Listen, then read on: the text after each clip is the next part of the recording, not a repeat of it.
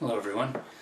Today I want to talk a little bit about molecular geometry, the geometry of molecules. And this mostly has to do with the geometry, the shape of covalently bonded molecules. That is, molecules formed or crystals formed by covalent bonds between non-metal atoms like oxygen and hydrogen and sulfur and so forth. This is a model of a methane molecule. Methane is CH4, a carbon bonded to 4 hydrogen atoms. And each of these sticks represents an atomic bond. Now you know that an atomic bond doesn't look like a stick. It's actually a shared pair of valence electrons. These two atoms are sharing a pair of electrons. These two atoms are sharing a different pair of electrons and so forth. Now carbon is in a position on the periodic table 4 spaces from the right column of the periodic table. In other words, it has 4 electrons in its valence shell. It needs 4 more in order to have a full valence shell, which would be a more stable configuration. So it gets those 4 extra electrons by bonding to 4 other atoms normally. In this case, 4 other hydrogen atoms. So these 2 atoms are sharing a valence pair of electrons. These 2 atoms are sharing a valence pair 4 times. So this atom now has 4 valence pairs, 8 electrons, right? That's a full shell, that's a very stable configuration. So why does it have this tetrahedral shape? Because those valence pairs of electrons are repelling each other. Electrons pair up in those orbitals, but they also repel each other between the pairs. So the 4 pairs have moved themselves to the far corners of this valence shell of this carbon atom, and that's why it has this configuration. This is as far as those valence pairs can be, as far from each other without leaving the valence shell of this carbon atom. And so that's why it has this tetrahedral shape. Nitrogen has 5 valence electrons in its valence shell when it's in its neutral form. So it needs, 3 more electrons in its valence shell to have a full valence shell. 8 electrons, 4 valence pairs. And so it bonds, when it bonds with hydrogen atoms, it bonds with 3 of them. So these 2 atoms are sharing 1 valence pair, these 2 are sharing 1 valence pair, these 2 are sharing 1 valence pair. But there's the last valence pair is over here. It's just not a bonding pair, it's just over there minding its own business, repelling the other 3. And so it still has moved into this tetrahedral configuration, but this valence pair over right here is just not a bonding pair. The 4 valence pairs are all there, but they've moved to the far corners of the valence shell of this nitrogen atom because of their repulsion. Water is H2O. Oxygen needs 2 more electrons in its valence shell to have a full number 2 shell, and so it bonds to 2 other things normally, and in this case to 2 other hydrogen atoms. So these 2 atoms are sharing 1 valence pair of electrons. These 2 are sharing 1 valence pair. And then there's another valence pair here, another valence pair here. They're all repelling each other. They're all moving into this tetrahedral shape, but the two of the valence pairs are non-bonding valence pairs. So that's why water has this shape, and it gives rise to some of the important properties of water, like its electrical polarity that allows it to be a solvent. Okay, so let me show you another organic molecule. This is another hydrocarbon. It's sort of like methane. In methane, you have 1 carbon atom and 4 hydrogen atoms. Here you have 2 carbon atoms and 6 hydrogen atoms. So you see this carbon atom is bonded to 4 other things because the carbon needs 4 more electrons in its valence shell to have a full valence shell. So it borrows them from 4 other atoms. And so this one's connected to 3 hydrogens and another carbon. This one's connected to these 3 hydrogens and that carbon. So again, in the valence shells of these 2 carbon atoms, there's 4 valence pairs in each one, and they've shoved themselves to the far corners of the valence shell of these carbon atoms, and that gives this molecule this particular configuration. This is known as methane, this is known as ethane. It's another flammable gaseous compound of carbon and hydrogen. It's one of the components of natural gas, like the natural gas that's being burned in our power plant down by the Chattahoochee that gives us our electricity. By the way, if I take this off and put this on, this is an oxygen atom. Oxygen needs 2 valence electrons to make a full valence shell to it, so it bonds to 2 other atoms, in this case a carbon and a hydrogen. And when you make that change, this is no longer ethane, this is called ethanol. Alcohol, an alcohol has this pair connected to connected to a hydrocarbon. This is also a flammable substance, but it's liquid at room temperature, which makes it a little bit easier to use as a fuel. This is one of the components these days of gasoline. They add ethanol to gasoline to stretch the gasoline, make it so that we don't use so much petroleum.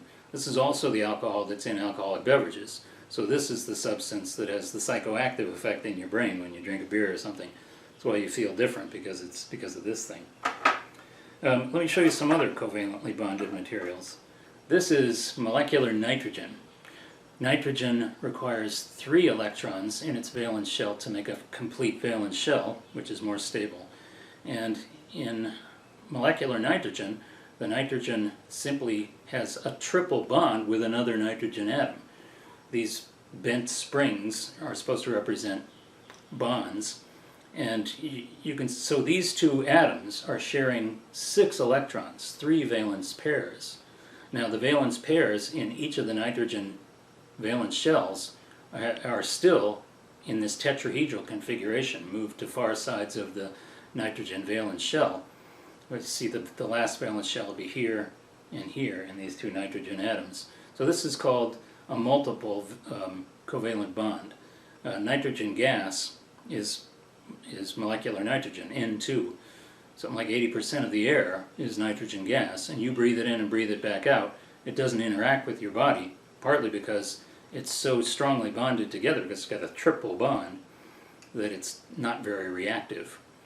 So that's one example of this tetrahedral form, in which it doesn't look tetrahedral because of the multiple bonding. Another example is carbon dioxide, also a gas in the atmosphere. It's got a carbon atom and 2 oxygen atoms, and you can see these 2 are doubly bonded. So they are sharing 2 valence pairs of electrons. These 2 atoms are sharing 2 valence pairs of electrons. So in all 3 of these atoms, the valence shells all have 8 electrons, 4 valence pairs, right? 1 pair, 2 pair, 3 pair, 4 pair on the oxygen. 2 of the pairs are non-bonding. 1 pair, 2 pair, 3 pair, 4 pair on the carbon. All of the valence pairs are bonding pairs. And so this doesn't look tetrahedral, right, because it looks linear, because of the double bonding business. But in a lot of cases in this molecular geometry, there's this sort of tetrahedral shape. Now, not all of them have a tetrahedral shape. This is sulfur hexafluoride. There's a sulfur atom at the middle, and then 6 fluorine atoms are bonded to it. So in this case, the sulfur atom has 6 valence pairs, 12 electrons. So this is not what you would expect, right? Considering sulfur, where sulfur's position in the periodic table, you think it only needs, a couple more electrons to complete the valence shell. So it doesn't always obey the simple rules. But this substance is a gas at room temperature. It's a very heavy gas because it's a big molecule. But these are a few examples of molecular geometry. So what I just showed you is a couple of simple examples of molecular geometry with small molecules and why they have their particular shapes like this. Let me show you some other examples, somewhat more complicated.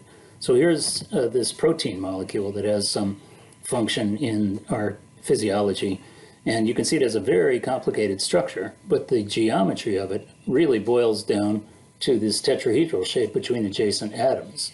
This is entirely composed, or almost entirely composed, of hydrogen, oxygen, carbon, nitrogen, and sulfur atoms. That's what most proteins are composed of.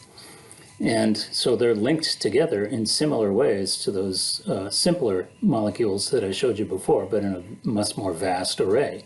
And that is what gives this protein molecule its physical structure, which is, in most of these proteins, related to their function in the body, whether for the function of the protein, whether it's a hemoglobin that carries the oxygen in the blood, or proteins involved in the structure of the bones or structure of the skin. And so molecular geometry is important in that. So that's in biological systems. Another example is, this is aluminum oxide crystal. This is a mineral that's in many types of rock, including granite, which makes up, rocks make up most of the Earth's crust and mantle. And you can see the very geometric shape that's caused by the linking of these aluminum atoms and oxygen atoms in this very geometric array. So this gives minerals their physical structure and their strength and everything, which is involved in their function. And there are many other functions of molecular geometry, or effects, shall I say, of molecular geometry on the way atoms and molecules behave.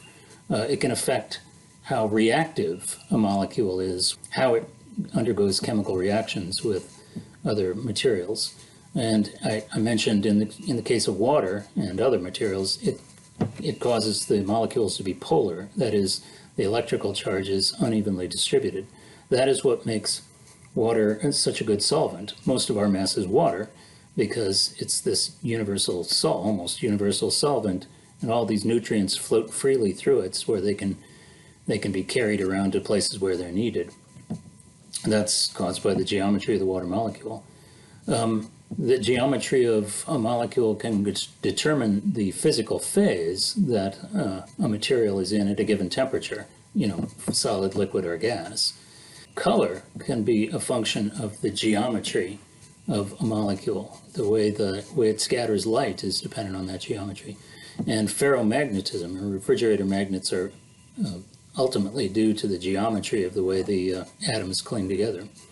And of course, I mentioned in biological activity, most molecules in the human body are made of these same elements that I was showing you in these smaller molecules. And the geometry of this affects how these complicated molecules function in the human body. So you can see that the geometry of molecules is very important in how they behave.